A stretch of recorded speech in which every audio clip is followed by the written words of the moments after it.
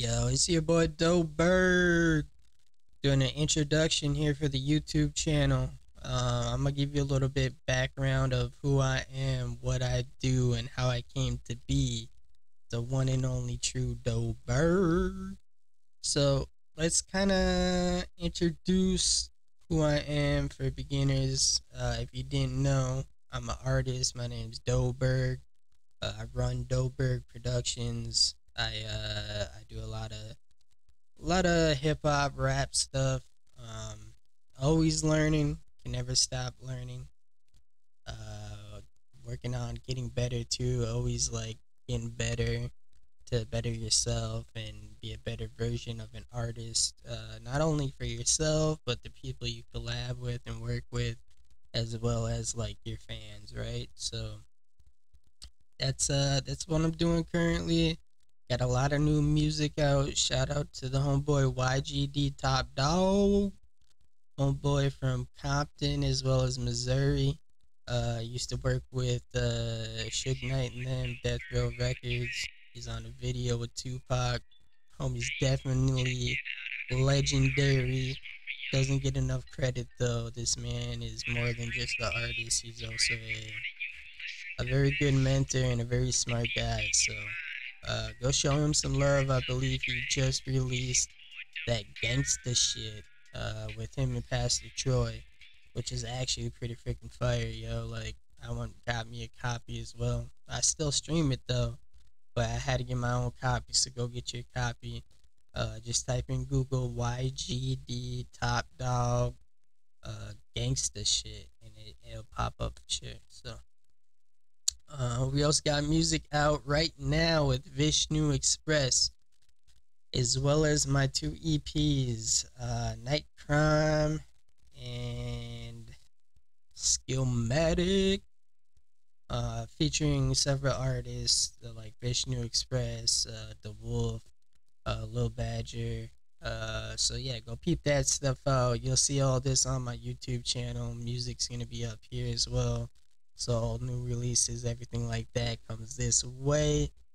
But yeah, people also want to know more about like the artist. Who's the artist? What are they besides just Doberg? Like who am I apart from being Doberg? Like stuff like that. So I'm gonna go ahead and just give you a brief rundown on like how I got to be where I am today, how I got my name, stuff like that. And it actually goes way back to elementary days. So let's get started with it.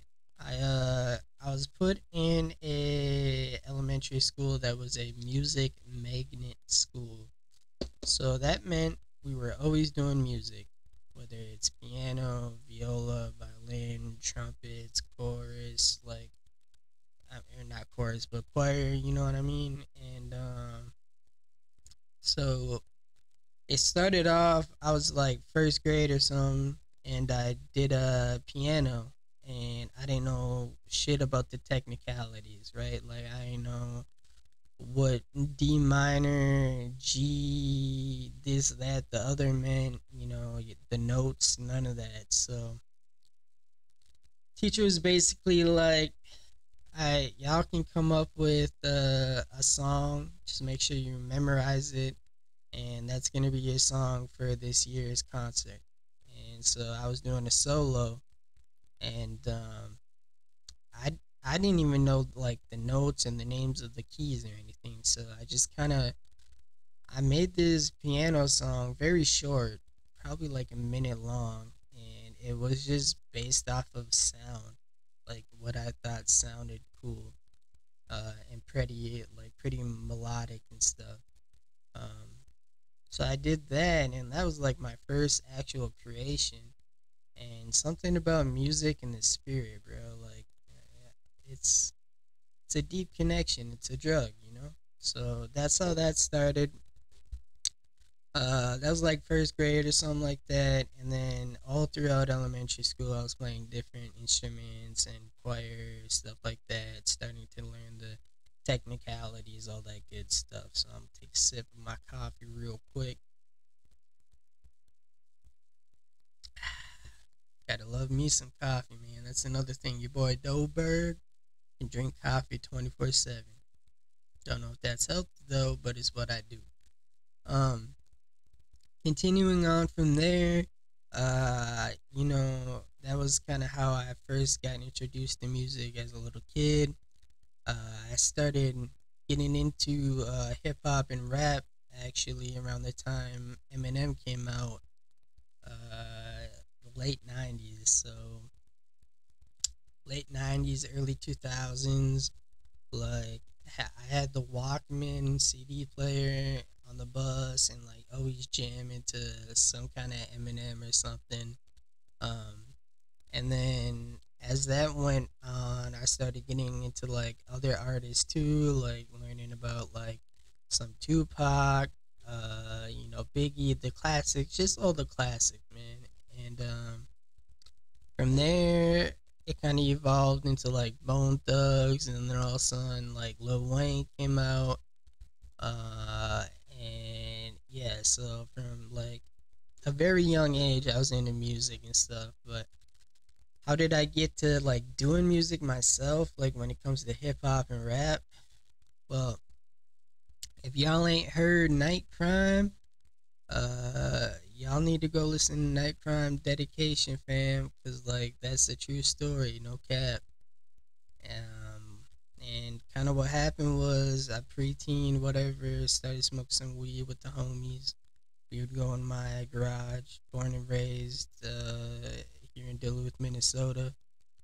Um, Definitely not brought up in a genuine family. I was raised by my mom who had two TBIs, some mental health issues, as well as addiction issues.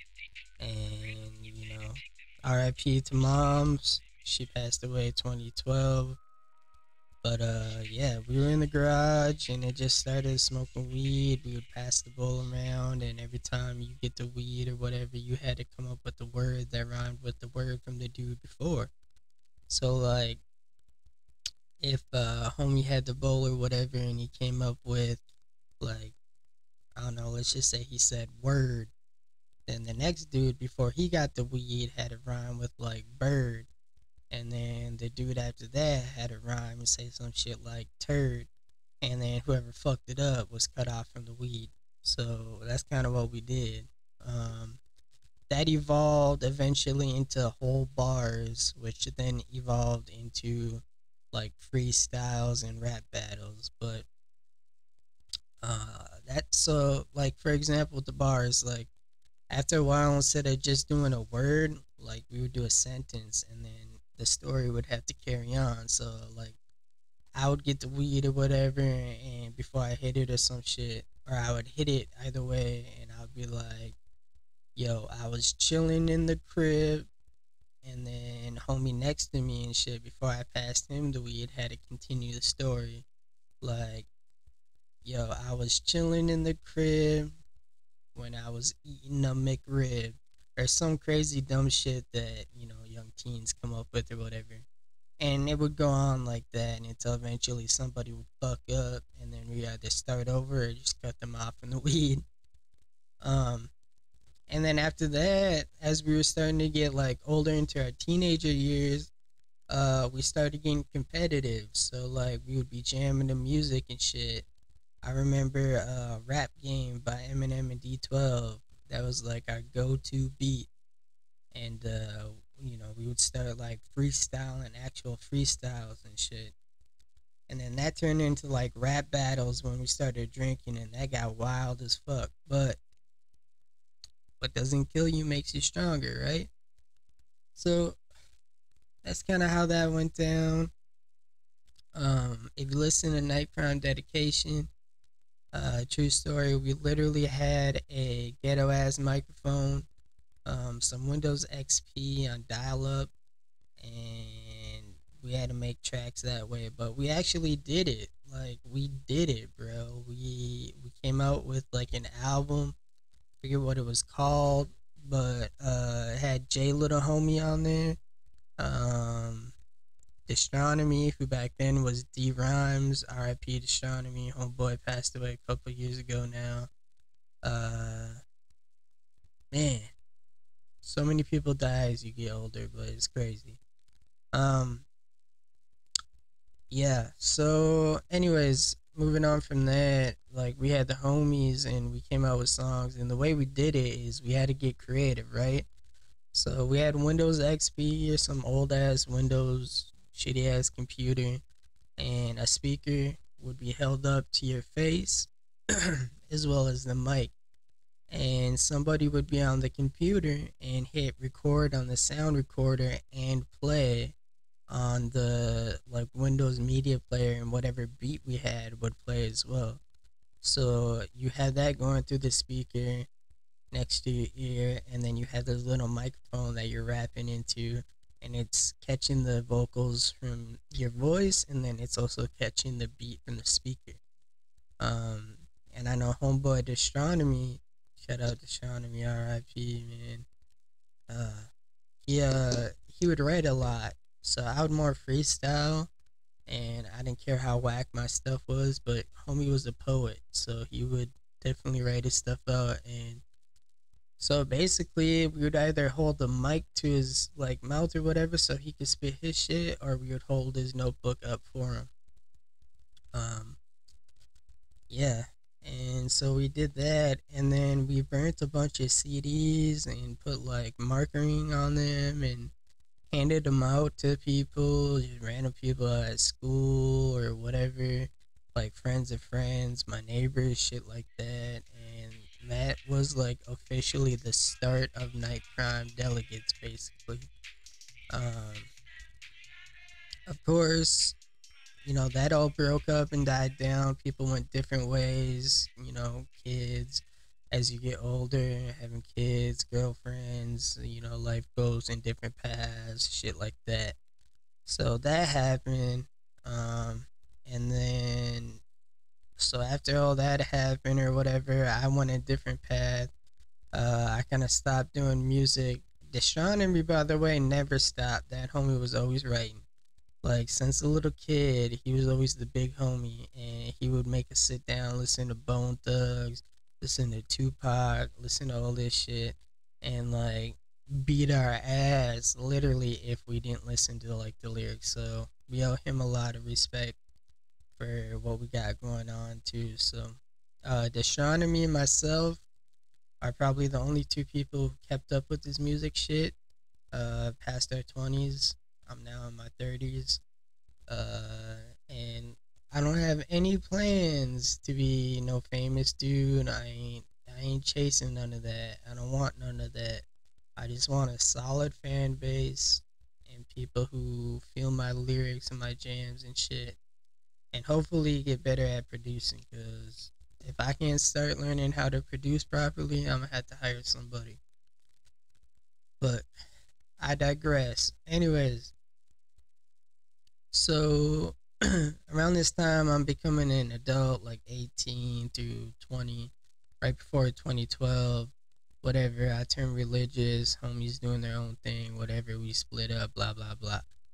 And my mom passes away in 2012, and my homeboy, Astronomy, uh, he's still doing this music thing or whatever. And I spent most of my life kind of taking care of my mom because she had her own issues and shit.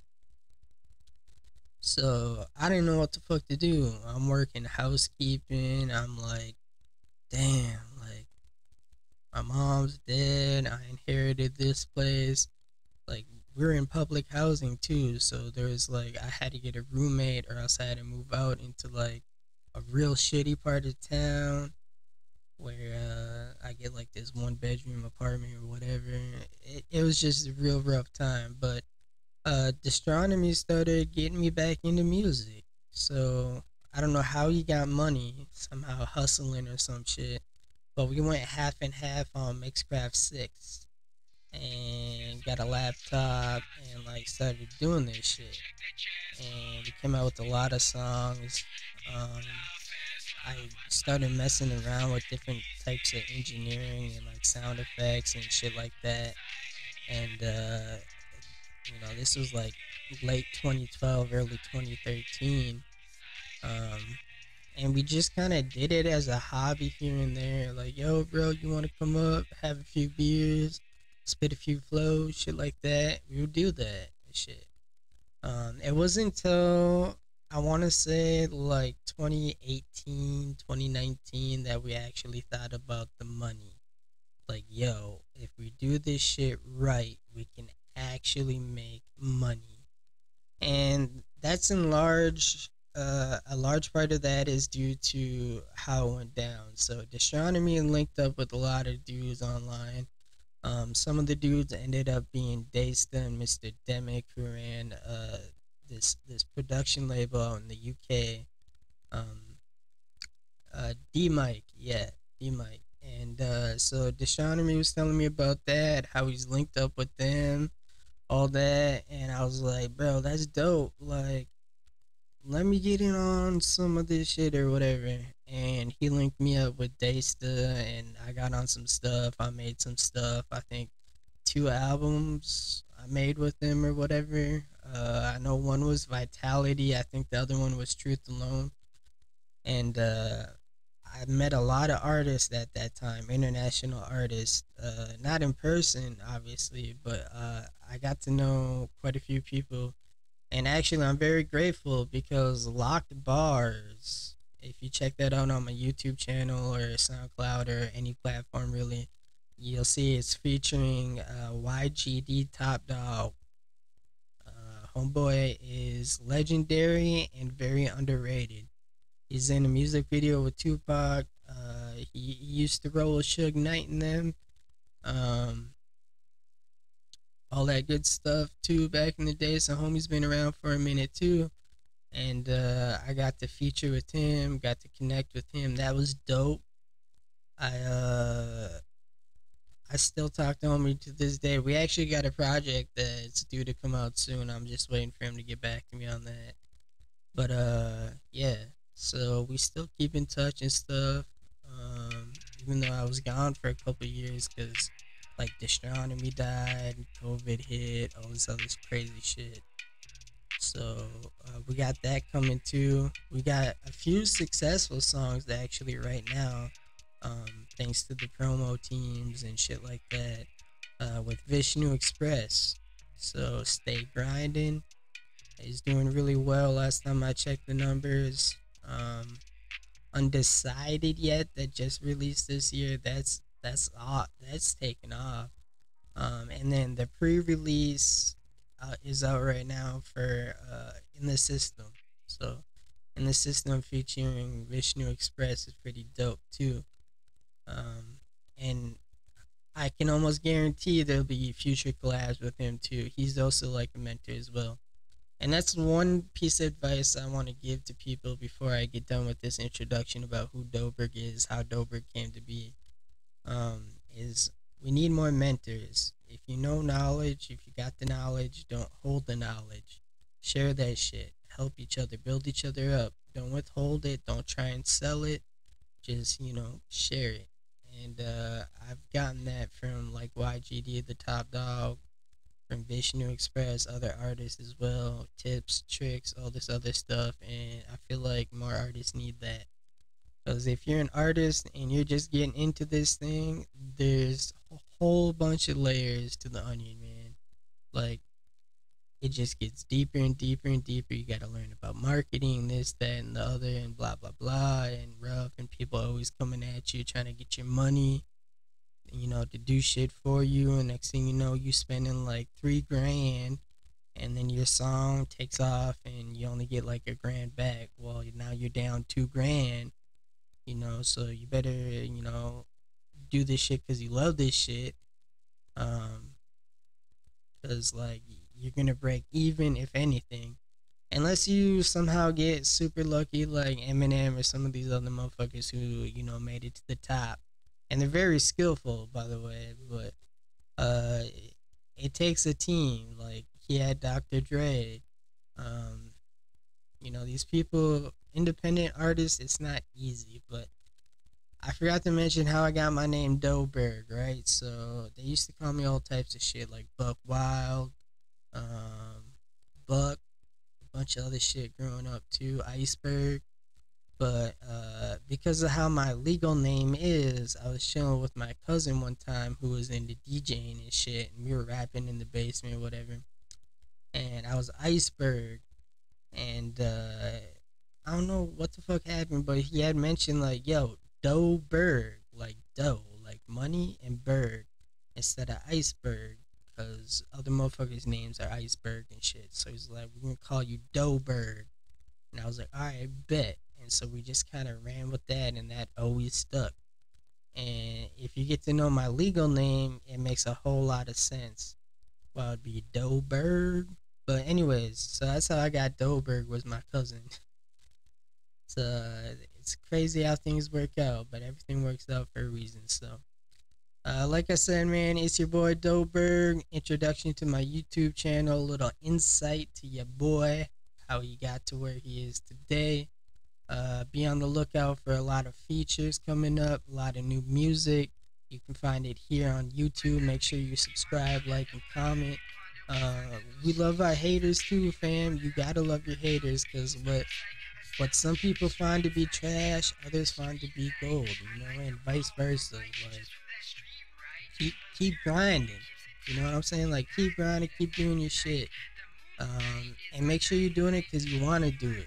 Don't ever let this shit become a job, right? Let this shit be a hobby, and let the blessings kind of fall in place. So, with that, that's all I got. It's your boy Doberg, and stay tuned for more music. We're back. We ain't going nowhere this time. We're back, God willing. So, I'll see you on my next track. Peace.